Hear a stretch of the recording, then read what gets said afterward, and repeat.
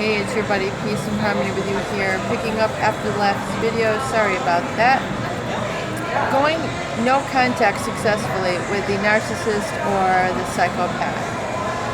We've looked at the different tools here in this channel, and we've also looked at some of the different mindsets. However, I want to give you some additional tools to use if you're still finding that you have to be in an environment with them, be surrounded by them, and how do you properly send a message? How do you defend yourself? How do you protect yourself? For one, you don't want to get into defense mechanisms where you're using all sorts of behaviors that are designed to muffle you or suppress you. Defense mechanisms can be eating disorders, they can be spending disorders, they can be abuse disorders with alcohol or with drugs. These are all defense mechanisms that are with the goal of separating us from dealing with the pain, dealing with the issue at hand. And they really tend to be more self-destructive. So really don't want to go down that route. We want to find other ways of going no contact. And especially for the guys and the girls who are currently involved with them, I want to give you a couple ideas. For one, if you're dealing with a narcissistic or psychopathic female or male who's kind of into what you're providing them in terms of supply financially or emotionally, when you're around them, literally learn to just cut them off emotionally. Put your hands in your pockets. Do not have your hands out. Do not have them out, because the minute you start to reach for your wallet, it's like they're like, okay, they're giving in. And do not keep your wallet out. Do not keep your items out where they can see them. Do not flash your sort of personal items, because the more of your own personal items that you keep within boundaries for yourself, the better, because they really kind of eye these things. And if anything, basically, it's almost like if anything isn't tied down, they're acting out of entitlement and the rights to claim these and have these, and like pull them out from underneath you. So learn to kind of put these things out of their sight, and also change up your body posture. Instead of being in like a sulken sort of depressed manner, learn to hold yourself up, and learn also to kind of put your elbows out a little bit. It creates more of a stance for you. If you're used to where you're kind of like that with one hand on your hip, it's going to expand your body when you're used to being shrunken down. I would also recommend sometimes guys,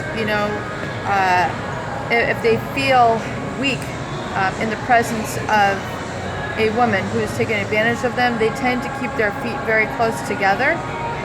And this is a symbol or relaying the message that you are powerless. So this might sound kind of strange, but it's actually part of body language. But so if you're sitting with them or standing near them, learn to separate your feet a little bit so you have a broader stance. So it's more of a domineering stance. It's a stronger body language. You're sending more of a message like, don't mess with me. You can't mess with me. You're holding your ground. So there's actually, spread your feet a little bit, or if you have to sit by them, if they're at your workplace, you kind of spread your knees out a little bit. And as you do that, it's sending a unconscious that I'm in control.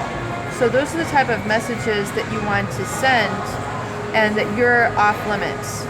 And in terms of eye contact, you're not feeding into them with their flattery or anything of that sort. You're not making those sort of emotionally charged statements. You're likewise not making counterproductive charged statements like, you look like crap today, or what's wrong with you, how come you're not your usual self. You don't want to make any of those sort of comments to them whatsoever. You don't even want to acknowledge it. You don't even want to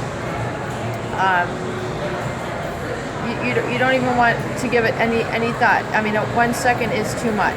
You want to just completely disengage from that sort of typical habitual pattern in the way that you're treating them, because that's what they're used to and that's what they're feeding off, and that they're just going to want more and more from you in that way. So definitely cut it off there. Other things that you can do, just start changing it up. Dress differently. Get rid of the old shoes. Get rid of the old clothes that you were wearing around them. Get rid of the old dishes. Get rid of the couch. I mean, you know what I'm saying? Because certain things that we have in our environment, which maybe we shared with them, still kind of hold on to the memories there, right? You know, we had our first kiss here, etc. So get rid of some of those items. Start to cleanse your environment of those sort of objects, so that you no longer have that and those memories stuck, because those are keeping you trapped. Those are keeping you in the helpless stage. Those are keeping you even unconsciously on that automatic pilot, like we discussed in those previous videos.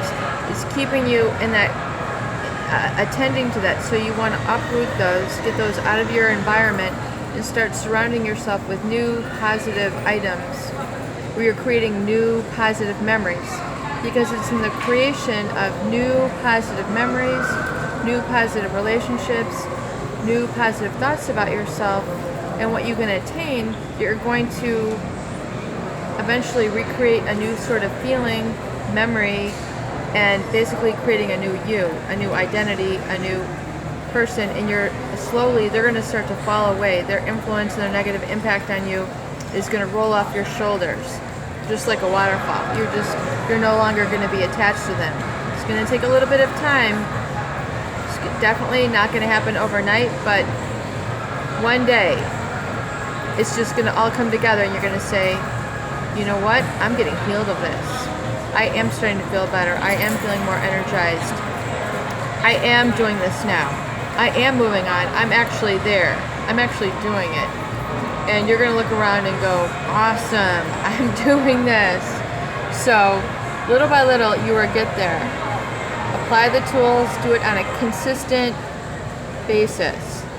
The more consistent, the better. Every single day. No more cheat days of feeling miserable and feeling like crap. Move it forward. Peace and harmony with you here today. Hope these videos help.